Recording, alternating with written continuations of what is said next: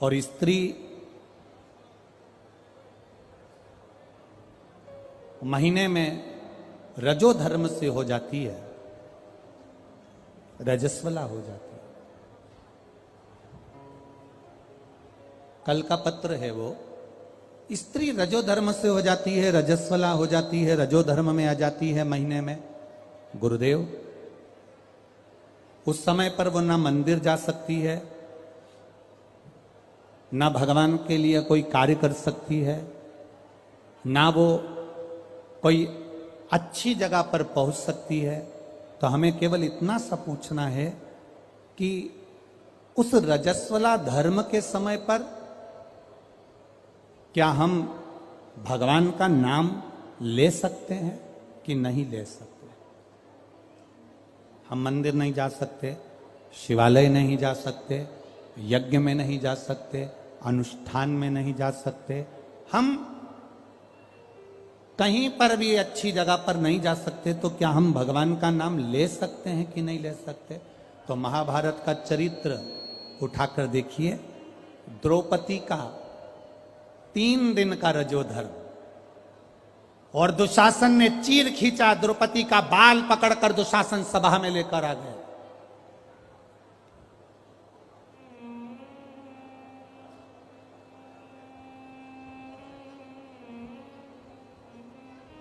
तीन दिन का रजोधर्म है द्रौपदी का, और बाल पकड़कर दुशासन सभा में लेकर आए। और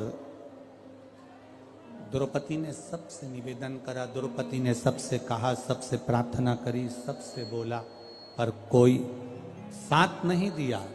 तब गुरु बाबा के कहने पर द्रौपदी ने भगवान कृष्ण को पुकारना प्रारंभ करा, भगवान को आवाज लगाना प्रारंभ करा। अब ये प्रश्न का उत्तर है तुम्हारा।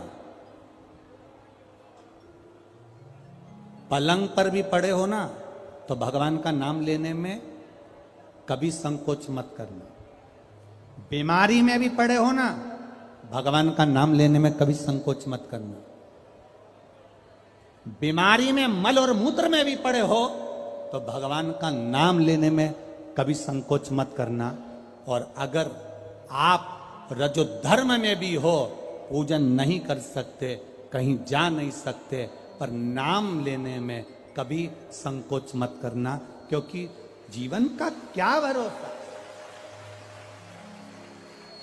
जीवन का क्या भरोसा। मंत्र जाप, नाम जाप, स्मरण, भगवान को पुकारना, भगवान का नाम लेना, ये बंद नहीं करना।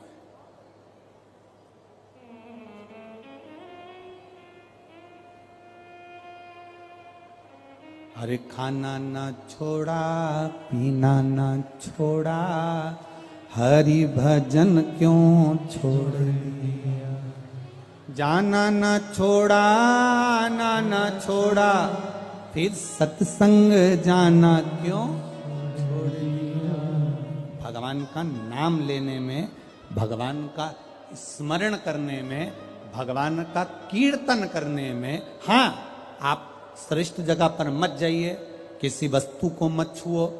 यहां तक शास्त्र कहता है कि अगर किसी ब्राह्मण, संत, गुरु और भगवान के लिए भोजन भी बन रहा है और आप रजो धर्म से हो, तो भोजन पर दृष्टि भी मत दो। यहां तक शास्त्र कहता है,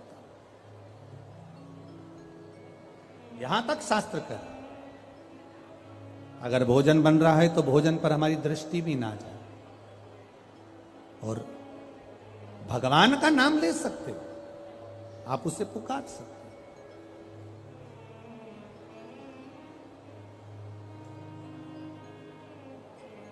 मृत्यु की घड़ी में भगवान ये देखेगा क्या उस समय पर कि ये रजस्वला धर्म में है, तो अभी इसको हम मार नहीं सकते, अभी हम इसको ले जा नहीं सकते। मृत्यु की घड़ी में यह नहीं देखा जाएगा। मृत्यु की घड़ी में तो केवल तुम्हारा जो करा हुआ पुण्य है, मृत्यु की घड़ी में तुम्हारा करा गया सत्कर्म है, मृत्यु की घड़ी में तुम्हारा करा गया अच्छा कर्म है, केवल वो तुम्हारे सम्मुख में रहेगा। पुकारो, भगवान के नाम को पुकार सकते हो, बुला सकते हो परमात्मा को, पुकार सकते हो परमात्मा को।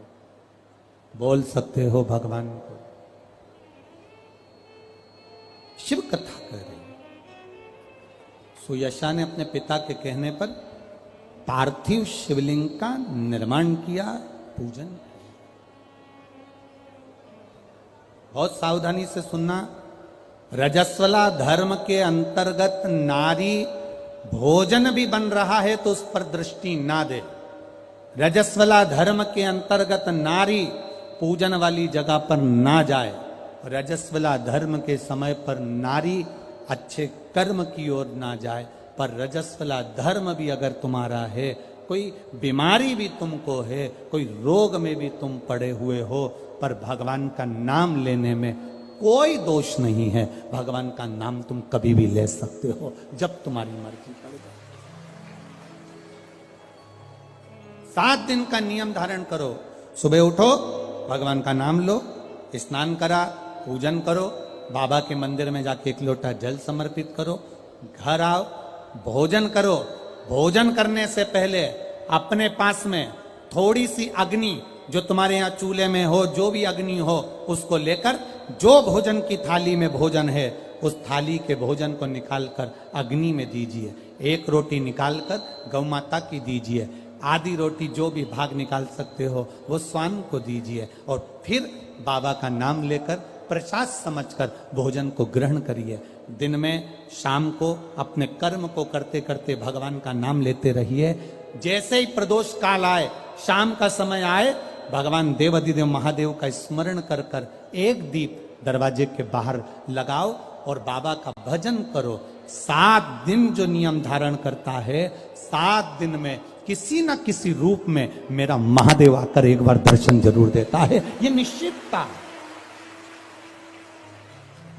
पर उसमें हमारी पवित्रता होना चाहिए। उसमें हमारी पवित्रता हो, उसमें हमारी पवित्रता का भाव हो। हम पवित्र भाव से, शुद्ध भाव से हम भगवान का भजन करें।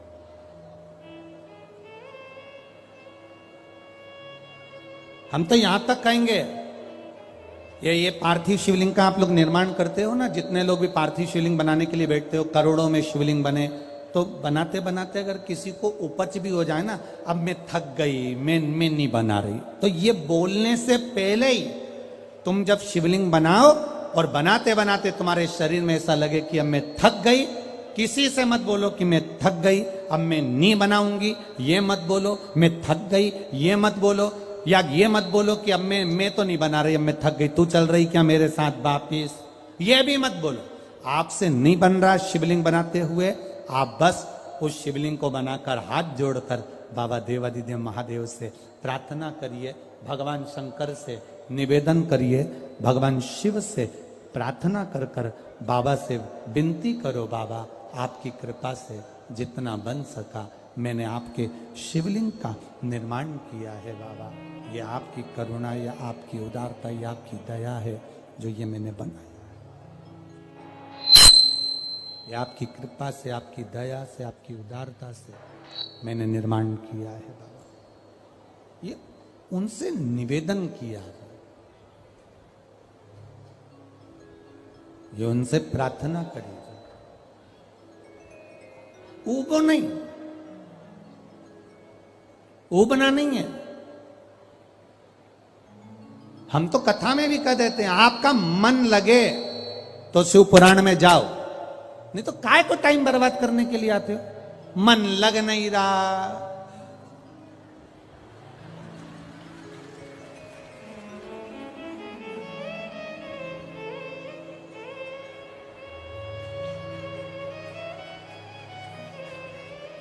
मन लग नहीं रहा, रत्ती भर भी और पूरी डेंटिंग पेंटिंग करके आई। 2 घंटे तक लाइन खींची, डब्बा भरा। एक दिन पहले उसके पास भी गई, धागा वाली के यहाँ, वहां भी पहुंची। क्यों आए? कौन ने कहा तुमको कि कथा में जाना जरूरी है?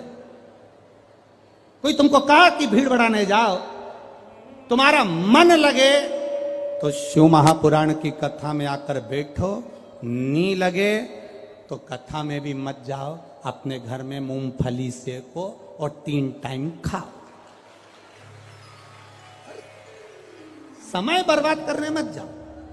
मन लगे, शिव कथा कर रही है, मन लगे तो महादेव के मंदिर में जाके एक लोटा जल चढ़ाना। मन नहीं लगे ना, जबरदस्ती मत जाना कि मैं तो बाबा सियोर वाला महाराज ने कहा है तो जाना तो पड़ेगा। ना ना ना, ना। बिल्कुल मत जाओ, बिल्कुल मत जाओ। मन करे तो वो कहते हो ना, दिल तुझको दिया ये क्या कर दिया, अपना मन, अपना दिल, अपना हृदय परमात्मा को दे।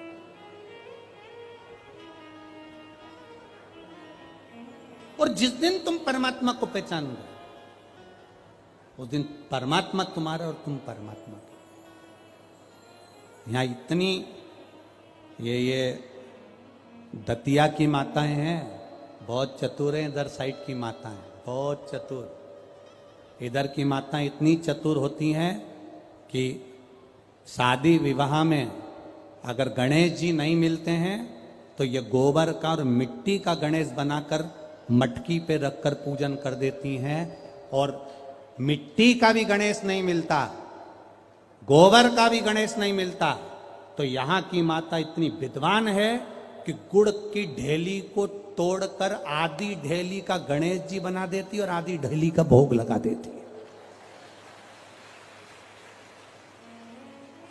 और गणेश सरकार सही है, यहां की माता इतनी विद्वान है कि गुड़ की ढेली को, आधी ढेली को फोड़कर गणेश जी बना देगी। और आधी हमारे यहां महाराष्ट्र में भी कहते हैं महाराज, गुलाचा गणपति और गुलाचा मेवा, मतलब गुड़ का ही गणपति और गुड़ का ही नैवेद्य भगवान को भोग लगा। दतिया की माताएं भी इतनी विद्वान है, जब गणेश जी नहीं मिलते, गोबर नहीं मिला, मिट्टी नहीं मिली, शादी के समय पर तुरंत घर की जो बुजुर्ग माँ होती है वो कह देती है, गुड़ की खोड़ी रखिए ना, आधा टुकड़ा तोड़ मटकी पे रख दे, गणेश जी हो गए। भोग लगाने के लिए कुछ भी नहीं है ना, जो आधा गुड़ का टुकड़ा है ना उसी को भोग लगा दो। क्यों? गुलाचा गणपति और गुलाचा नैवेद्य। भगवान गणेश भी यही है और भोग भी उनका यही। ये हमको पहचानना। बूढ़ी माता पहचान गई कि गुड़ की ढेली में गणपति है, और पूरे शादी में वो गुड़ का गणेश पूजाता रहा, पूजाता रहा, पूजाता रहा।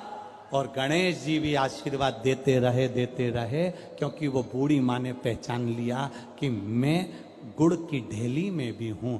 जिस दिन हम पहचान गए कि ये जितने आए हैं और जितने भगवान के भजन करने वाले हैं, संसार में रहने वाला जलचर, थलचर, वायुचर, जितने जीव हैं, जिस दिन हम पहचान गए कि इनके अंदर भगवान है और सब में परमात्मा समाया है, उस दिन मेरे शंकर को मिलने में देरी नहीं लगेगी, वो मिल जाए। गुलाचा गणपति और गुलाचा आधा ये है।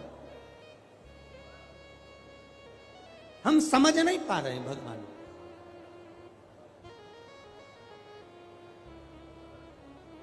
हम परमात्मा को जान नहीं पाते। सुयशा ने भगवान शिव जी की आराधना करी, पार्थिव शिवलिंग का निर्माण करने के लिए बैठी, और जो निर्माण करा, मात्र 7 दिन निकले थे सुयशा को, देवादिदेव महादेव प्रकट हो गए। मांग सुयशा, क्या चाहिए तुझको? सुयशा कहती है, मैं आपके चरणों की दासी बनना चाहती हूं, मैं आपके चरणों की दासी बनना चाहती हूं। भगवान कहते हैं, सुयशा, कितनी सुंदर बात देवादिदेव महादेव ने कही है, कितनी सुंदर। सुयशा कह रही है, मैं आपके चरणों की दासी बनना चाहती हूं। चरणों की दासी। देवादिदेव महादेव ने कहा, सुन सुयशा, मेरी धर्म पत्नी पार्वती मेरे साथ में है, मैं दूसरी नारी को अपने करीब भी नहीं आने देता। हाँ सुयशा, तो मेरे स्वरूप का स्नान करा, पूजन करा, अर्चना कर, निवेदन कर, बेलपत्र चढ़ा, पुष्प चढ़ा, मैं तुझे फल दूंगा। पर सुयशा, तू कहे कि मैं पार्वती जी का स्थान ले लूं, तू कहे कि मैं संगनी बन जाऊं, ये नहीं हो सकता। सुयशा, ऐ सुयशा, संत, साधु, सन्यासी, तपस्वी, साधक, उपासक, भगवान शंकर कहते हैं संत, साधु, सन्यासी, तपस्वी, साधक, उपासक, अगर इनके सामने एक लकड़ी की स्त्री भी आ जाए ना, तो संत साधु को उसका स्पर्श तक नहीं करना चाहिए, वो श्रेष्ठ संत माना जाता। वो साधु, वो तपस्वी, एक लकड़ी की भी स्त्री अगर कोई बनाकर सामने रख दे, उसका स्पर्श ना हो, उसका स्पर्श।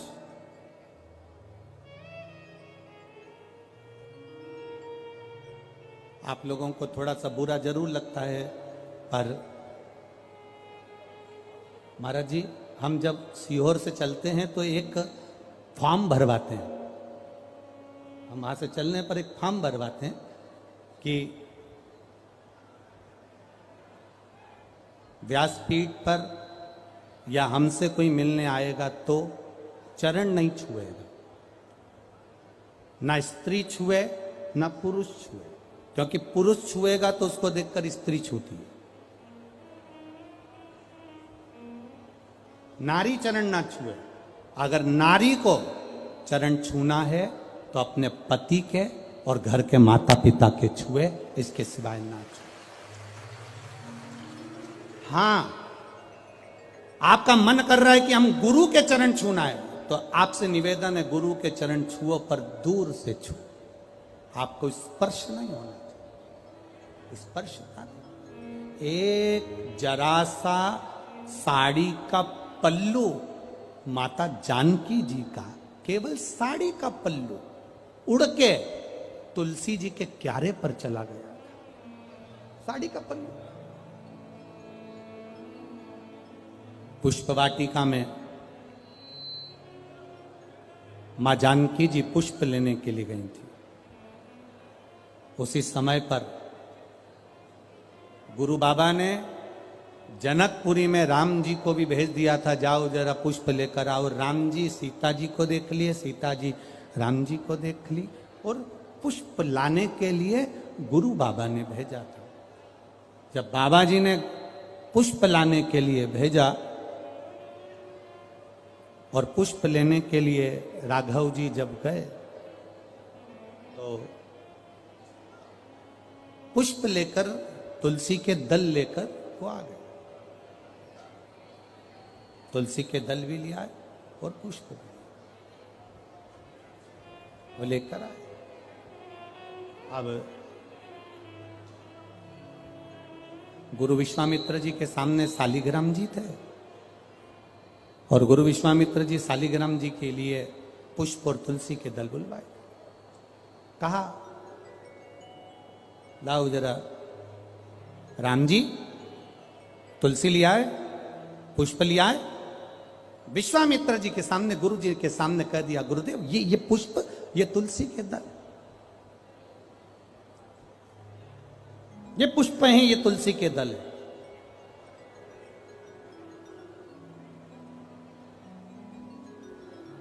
अब धोया हुआ पुष्प, धोया हुआ पुष्प भगवान को समर्पित तो होता नहीं। जिस पुष्प को पानी में धो लिया जाता है, या पानी, कई कई माताओं की आदत रहती है, जो पानी का लोटा रहता है, लोटे में पानी भरा रहता है, उसमें फूल डाल लेती है और उस फूल को निकाल कर फिर भगवान को चढ़ाती है। भगवान ऐसा फूल कभी स्वीकार नहीं करता। बाल्टी में पानी भरा है, तुम गई बगीचे से फूल बाल्टी में डाल लिए, बाल्टी में पानी भरा था, उस पानी में फूल गिर गए, तुमने वो फूल महादेव को चढ़ाए, देवताओं को चढ़ाए, वो भगवान स्वीकार नहीं करता। क्यों नहीं करता? क्योंकि जल के पात्र में जल भरा हुआ है, उसमें अगर आप फूल डाल दोगे तो जो जल भरा है उस जल नारायण को वो फूल चढ़ चुके हैं। अब वो फूल तुम दूसरे देवता को नहीं चढ़ा सकते, क्योंकि चढ़ाया फूल कैसे चढ़ाओगे।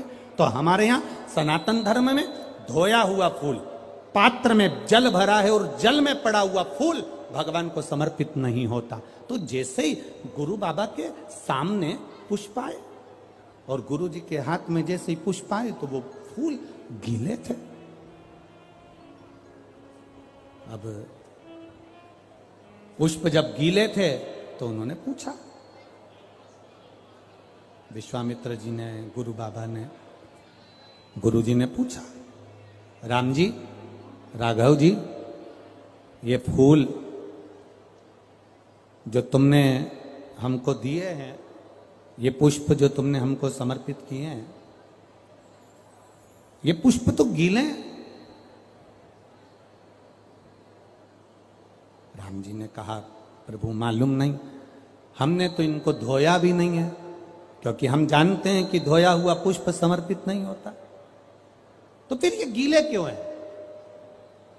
विश्वामित्र बाबा ने तुलसी की मंजरी को उठाया, तुलसी के दल को उठाया, सालिग्राम भगवान को चढ़ाने के लिए विश्वामित्र जी हाथ आगे बढ़ाने लगे। तुलसी की मंजरी, तुलसी के दल विश्वामित्र बाबा के हाथ से चिपक गए, चढ़ने को तैयार नहीं हो रहे। पूछा बाबा ने, तुलसी तुम आज नारायण पर नहीं चढ़ रही हो, सालिग्राम भगवान पर तुम तुलसी समर्पित नहीं हो रही हो, क्या हो गया तुमको। तुलसा जी कहती हैं, गुरुदेव, तुलसी के क्यारे में हम सारी बहनें एक साथ बड़ी हुई हैं, तुलसी का पौधा लगकर हम एक साथ बड़ी हुई, पर माता जानकी जी जब बगीचे में घूम रही थी तो उनके वस्त्र हमारे पौधे पर आ गया और उनके चलने से सीता जी के पल्लू के उस चीर से हमारे कुछ पत्ते टूटकर जमीन पर गिर गए।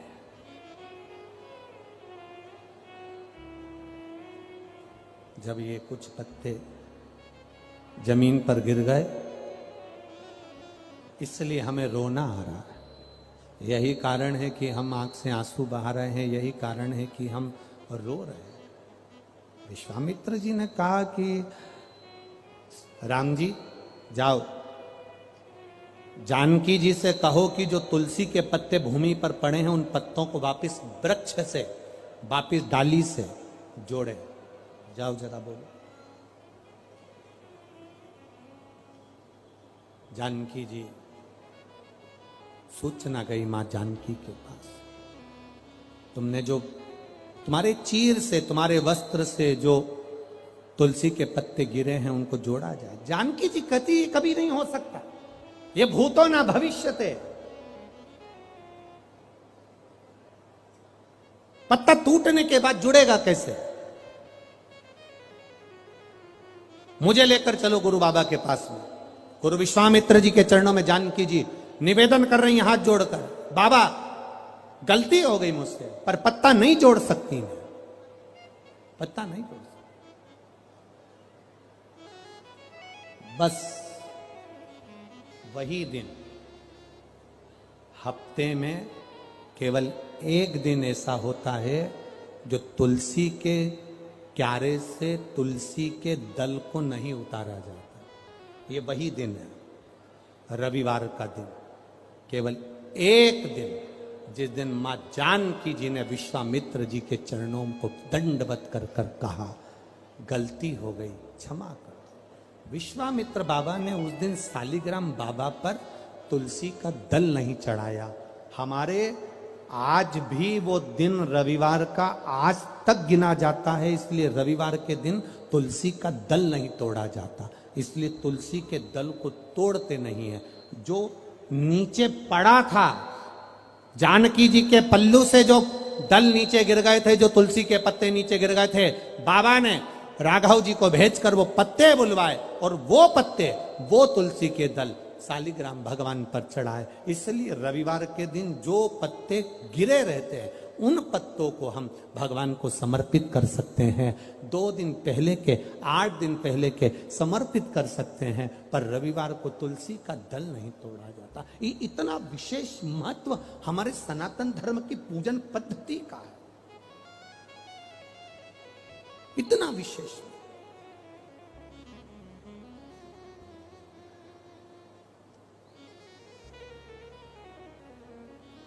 सुयशा के सामने देवाधिदेव महादेव प्रकट हो गए। सुयशा, मांगो तुम्हें क्या चाहिए। सुयशा कहती है कि बस मैं आपकी दासी बनना चाहती हूं। भगवान कहते दासी तो मैं नहीं बना सकता, मैं दासी नहीं बना सकता।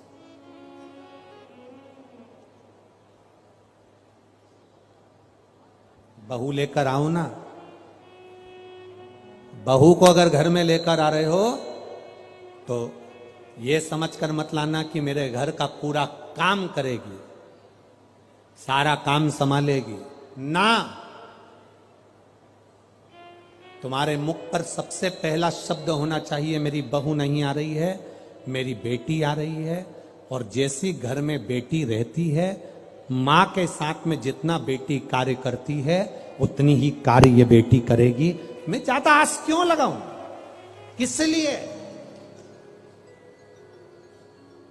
हमारी सोच थोड़ा बदलना पड़ेगा। हाँ, हम बहुत सारे अरमान ले लेते हैं, नई बहू आ रही है, खूब खाना बनाकर खिलाएगी। अब बहू आ तो गई, कपड़े उससे धुलवाओ ना। शब्द निकलते हैं बूढ़ी बूढ़ी माताओं के, बुजुर्ग माताओं के। घर में बहू आ गई है, फिर भी घर ऐसा पड़ा है, सफाई कौन करेगा। अरे महाराज, बहू लेकर आए हो कि नौकरानी लेकर आए हो।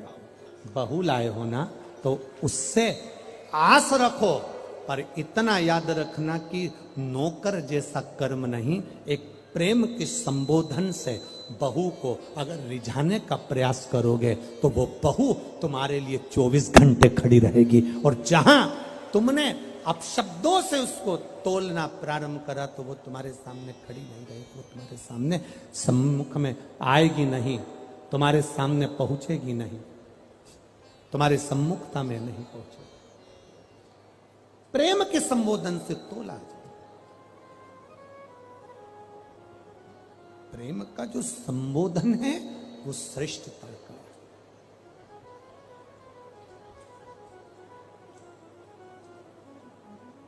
सुयशा, तुम्हें मैं दासी नहीं बना सकता। सुयशा, मैं तुम्हें अपने पास में सेविका बनाकर नहीं रख सकता। मैं सेविका बनाकर भी नहीं। कल कथा में आपको कहा था, वो आज फिर कह रहा है। भगवान भोलेनाथ आपको करोड़ों का धन देंगे कि नहीं देंगे पता नहीं, आपको धनपति करोड़पति बनाएंगे कि नहीं बनाएंगे पता नहीं, पर इतना याद रखना, भोलेनाथ ने अगर हाथ पकड़ लिया, तिजोरी तुम्हारी हो गई, तो तुम्हें फिर करोड़पति बनने की जरूरत नहीं, वो तुम्हें स्वयं माला माल कर देगा। स्वयं वो देगा क्या। आपको कहा था ये अभी 16 तारीख को अमावस्या है अधिक मास की। प्रयास करना, एक कनेर का पुष्प, सुना है ना कथा में, बोलो बोलो जम के बोलो जरा, सुना है ना।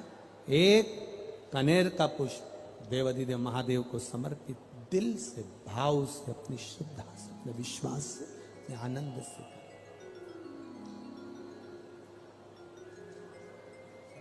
अब जरा विचार करिए, डिवाइडर पर आपके दतिया में बीच में रोड पे इतना सारा कनेर लग रहा है, गाय खाती है क्या उसको, पशु पक्षी खाता है क्या उसको, बकरी कोई जानवर खाता है क्या कनेर को, नहीं।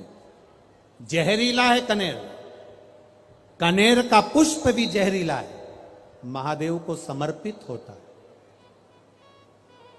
क्योंकि वो कनेर किसी के काम का नहीं है। मेरा महादेव चुनता भी उसी को है जो किसी के काम का नहीं, वो महादेव के काम का हो जाता है, वो शिव के काम। इसीलिए शास्त्र कहे हरि ओम में ओम समाए मेरा भोला नगर में आया है। हरि ओम में ओम समाया है मेरा भोला नगर में आया है। हरि ओम में ओम समाया है मेरा भोला नगर में आया है। हरि ओम में ओम समाया है मेरा भोला नगर में आया है। मेरा भोला नगर में आया है। मेरा भोला नगर में आया है। मेरा भोला नगर में आया है। मेरा भोला नगर में आया है। हरि ओम में ओम समाया है मेरा भोला नगर में आया है। हरि ओम में ओम समाया। पीछे वाले भी दोनों हाथों से मेरा भोला नगर में आया है।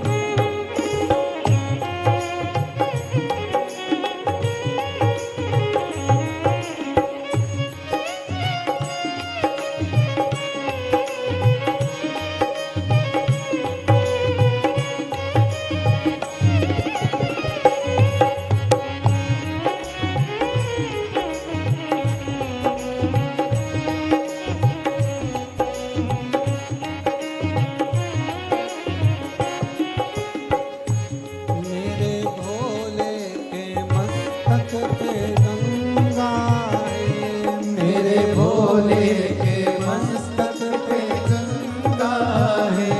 मेरे भोले के मस्तक पे गंगा है। मेरे भोले के मस्तक पे गंगा है। गंगा में ओम समाया है। मेरा भोला नगर में आया है। गंगा में ओम समाया है। मेरा भोला नगर में आया है। गंगा में ओम समाया है। मेरा भोला नगर में आया है।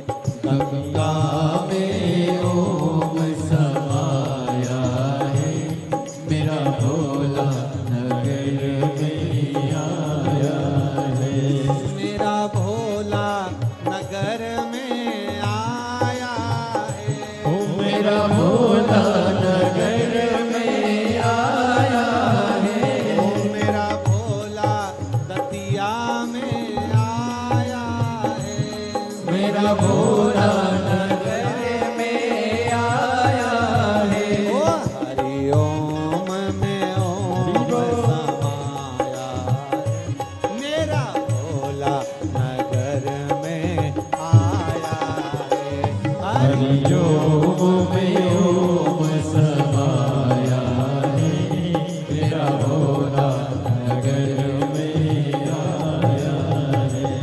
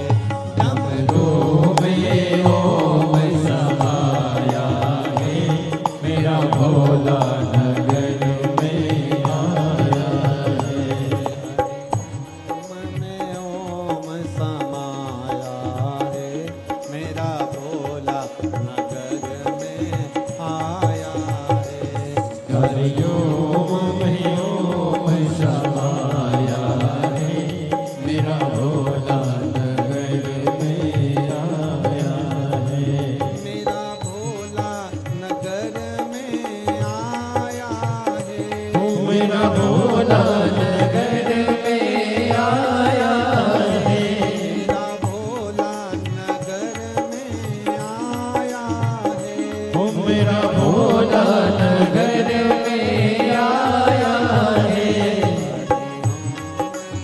ओम समाया है मेरा भोला नगर में आया है हरिओम में ओम समाया है मेरा भोला नगर में आया है मेरा भोला नगर में आया है मेरा भोला नगर में हर हर महादेव।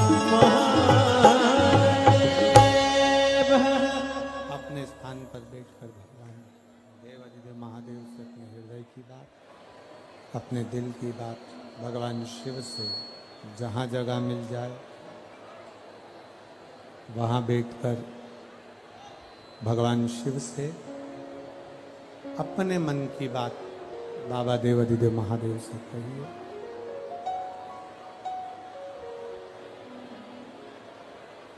कार्यकर्ताओं से भी निवेदन है जहां जगह मिले वहां बैठकर भगवान शिव से अपने हृदय की बात भाव के साथ में देखिए, ये मौका मिलता नहीं बार बार विनय करने का, निवेदन करने का, प्रार्थना करने के लिए। जहां जगह मिले वहां बैठकर भगवान देवाधिदेव महादेव से भाव के साथ में कहिए।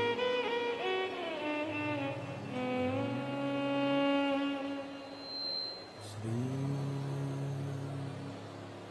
शिवाय नमस्तुभ्यं श्री शिवाय नमस्तुभ्यं श्री शिवाय नमस्तुभ्यं श्री शिवाय नमस्तुभ्यं श्री शिवाय नमस्तुभ्यं नमस्तुभ्यं भोला सब दुख काटो मारा ओ भोला सब दुख काटो मारा शिव शंकर जपू तेरी माला भोले बाबा जपू तेरी माला भोला सब दुख काटो मारा ओ भोला सब दुख काटो मारा वेश है मंगल मंगलकारी वैश है मंगल मंगलकारी शनवासी हमारा शनवासी हमारा ओ भोला सब दुख काटो मारा ओ भोला सब दुख काटो मारा। सुयशा ने भगवान शिव से मांगा,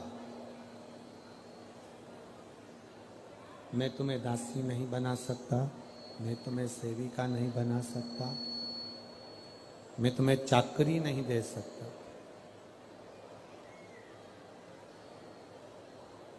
शिव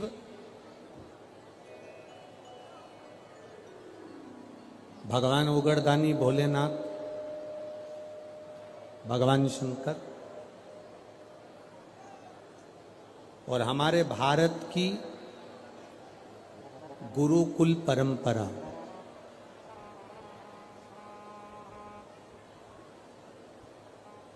एक जैसी है। थोड़ा समझिएगा, हमारे भोलेनाथ जी की कृपा और पूर्व के जो गुरु कुल की परंपरा थी वो एक जैसी। पूर्व में जो गुरुकुल की पढ़ाई और आज के जमाने की जो स्कूल की पढ़ाई, इन दोनों में अंतर है।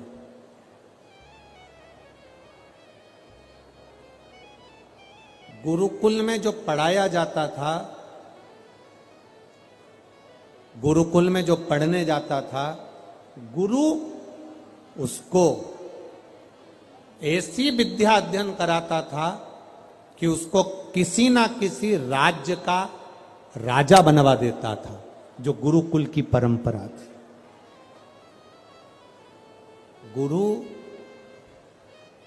जब बच्चों को पढ़ाते थे तो ऐसी विद्या अध्ययन कराते थे, ऐसी विद्या अध्ययन कराते थे कि उनको कहीं ना कहीं का राजा बना देते थे।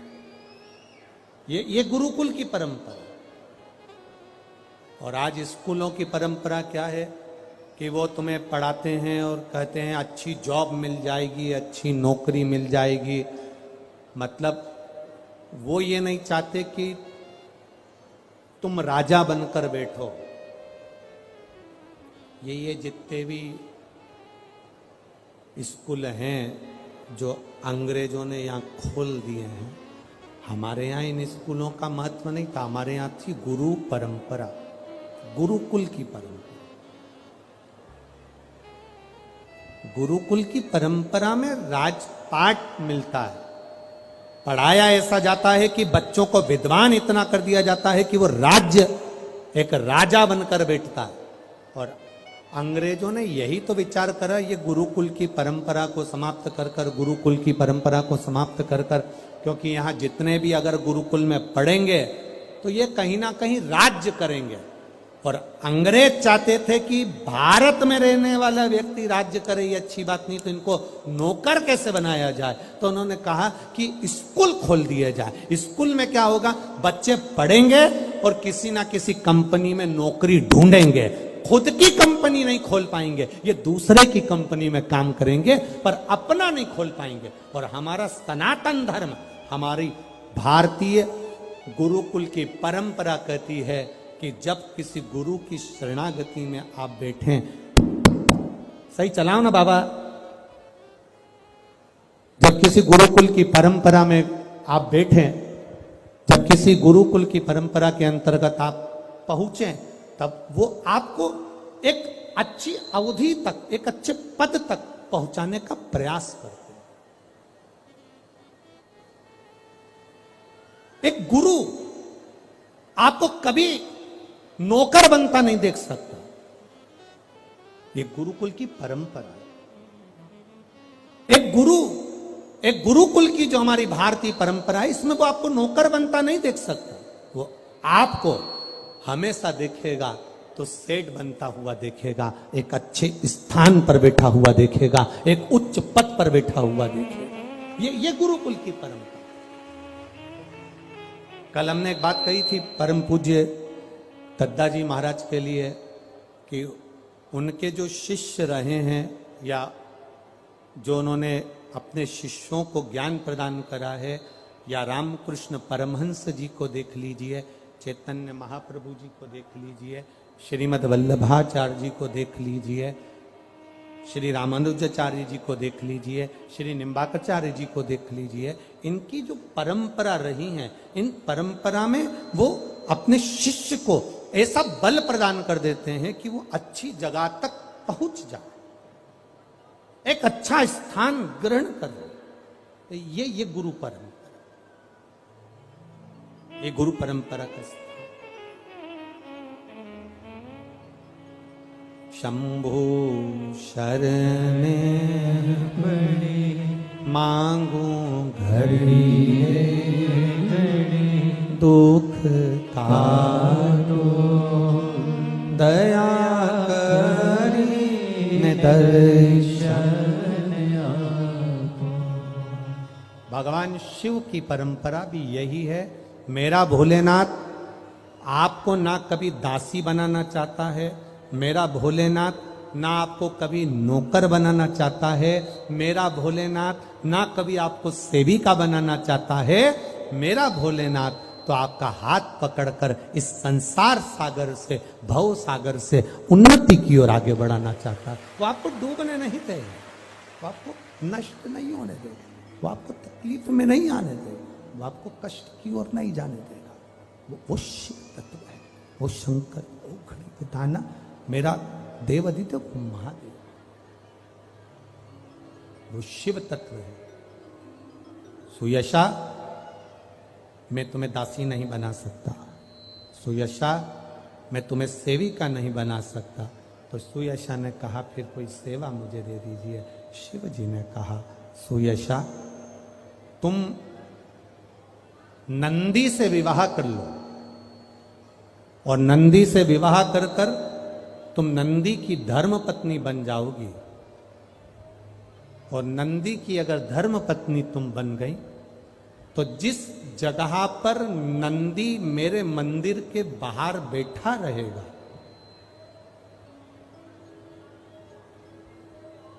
नंदी जिस जगह पर मेरे मंदिर के बाहर बैठा रहेगा, सुयशा उसके कर्णों में, कर्णों के करीब में तू स्वयं विराजमान रहे।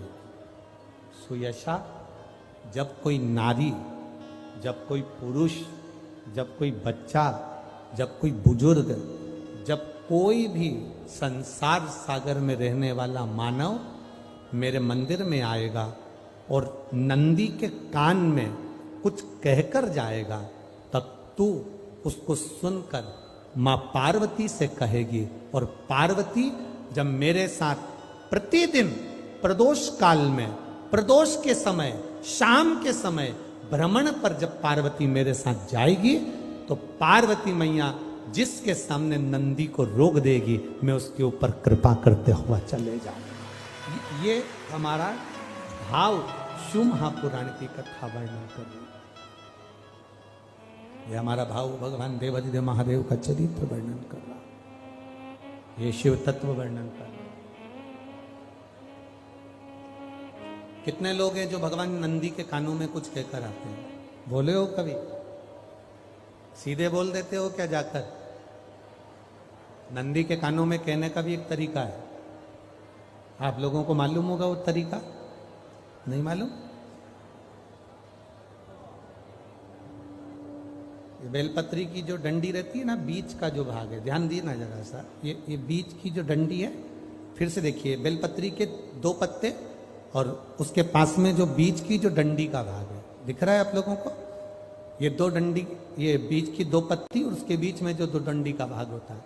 जब हम देवाधिदेव महादेव से कोई बात कहने वाले होते हैं ना कि बाबा बहुत दुखी हूं, बाबा बहुत तकलीफ चल रही है, बाबा मैंने एक कंपटीशन एग्जाम में परीक्षा दी है, बाबा मेरे जीवन में ये तकलीफ हो रही है, बाबा, तब इस बेलपत्री की जो ये डंडी होती है, इस उंगली से, इस अंगुष्ठ से इस डंडी को पकड़ा जाता है और बाबा के कर्ण में कहने से पहले ये हाथ को नंदी के ऊपर रखकर फिर हम बाबा के नंदी के कानों में कहते हैं और चलते समय इस बेलपत्र को अशोक सुंदरी की जगह पर चढ़ाकर वापिस सजाते हैं। देवाधिदेव महादेव को पार्वती की बात मानना ही पड़ती है और वो कहना ही पड़ता है। ये बेलपत्र की महत्व है। ये जितना फल एक बेलपत्र की पत्ती में, उतना की उतना फल हम आपसे फिर कहेंगे। कभी मौका मिल जाए जिंदगी में, कभी तुम्हारे जीवन में अगर मौका मिले और कहीं बेलपत्री का वृक्ष मिल जाए जिसकी छांव तुम्हारे ऊपर पड़ रही हो, तुम्हारे ऊपर अगर बेलपत्री की छांव पड़ रही हो, उसके नीचे बैठकर कभी मौका मिले एक बेलपत्री का पत्ता मात्र रखकर आप शिव जी का नाम लेकर जल भी अगर समर्पित कर रहे हो ना, तो वो 12 ज्योतिर्लिंग को जल चढ़ाने के बराबर फल प्रदान कर। एक बेलपत्री का पत्ता, एक बेलपत्री का वृक्ष, एक बेलपत्री के वृक्ष की छांव हमारे जीवन को कृतार्थ कर देती है, धन्य कर देती है, कृतार्थ। एक पत्र आया है, देखिए।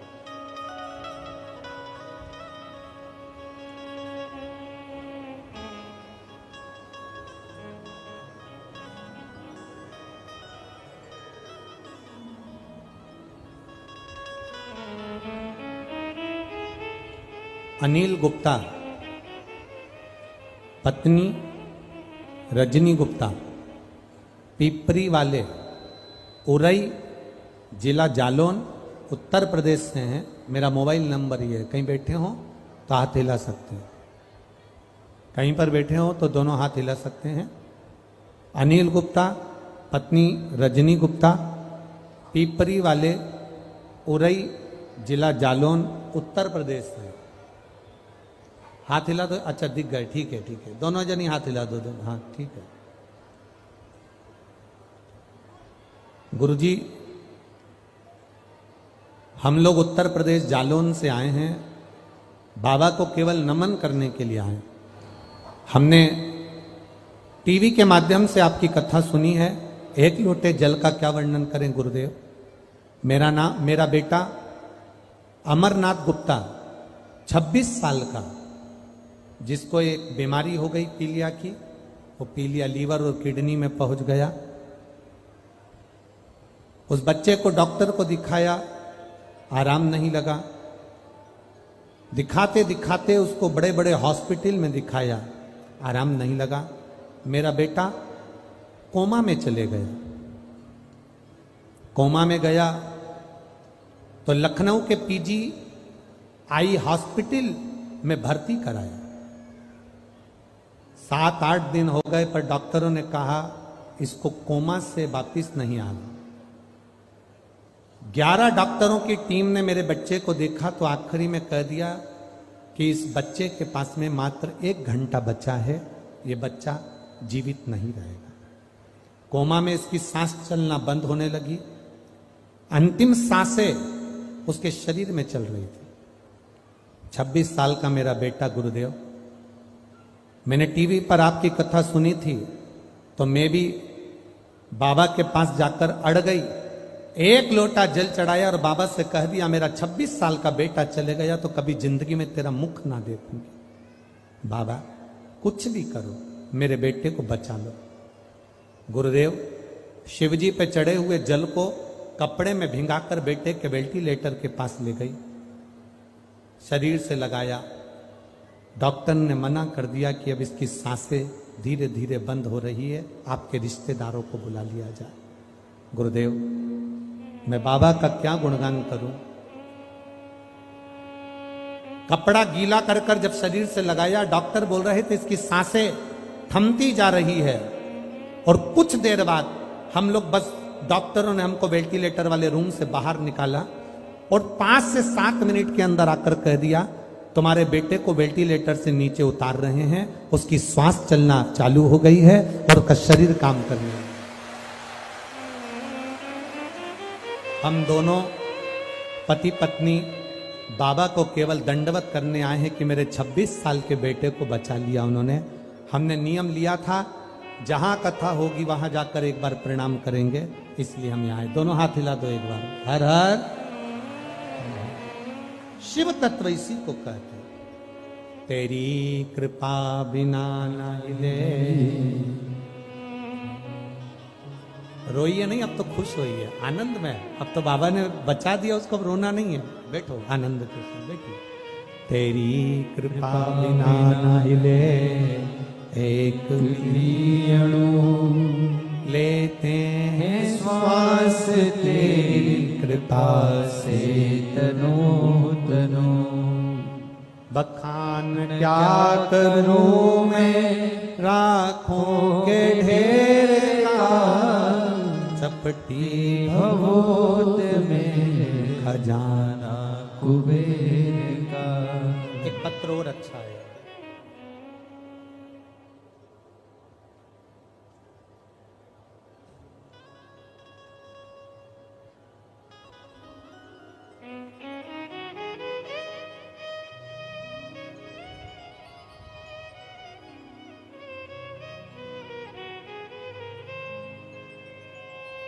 मैं मध्य प्रदेश में शिवपुरी जिले में ग्राम करही की रहने वाली हूँ।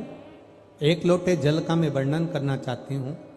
मेरा नाम रमा रावत है, जिला शिवपुरी, मध्य प्रदेश, ग्राम करही। कहीं बैठी हैं? हाथ हिला सकती हैं। कहाँ बैठी हैं? ऐसे हाथ हिला तो एक बार दिख जाओगे। दिख गए? हाँ ठीक है, ठीक है। हाँ दोनों हाथ हिला दो ऐसे।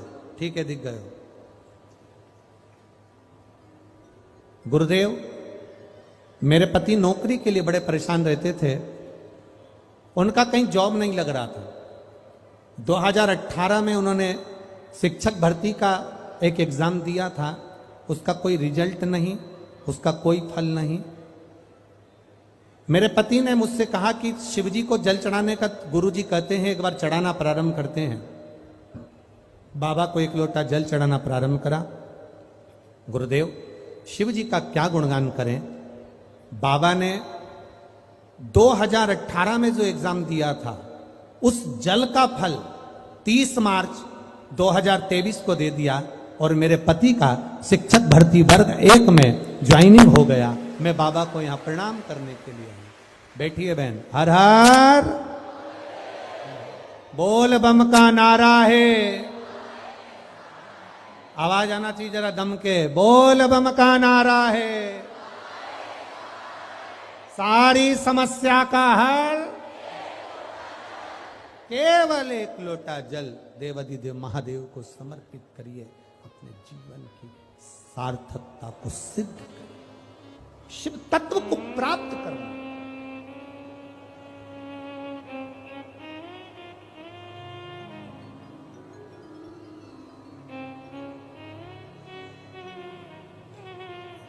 बेलपत्री जब देव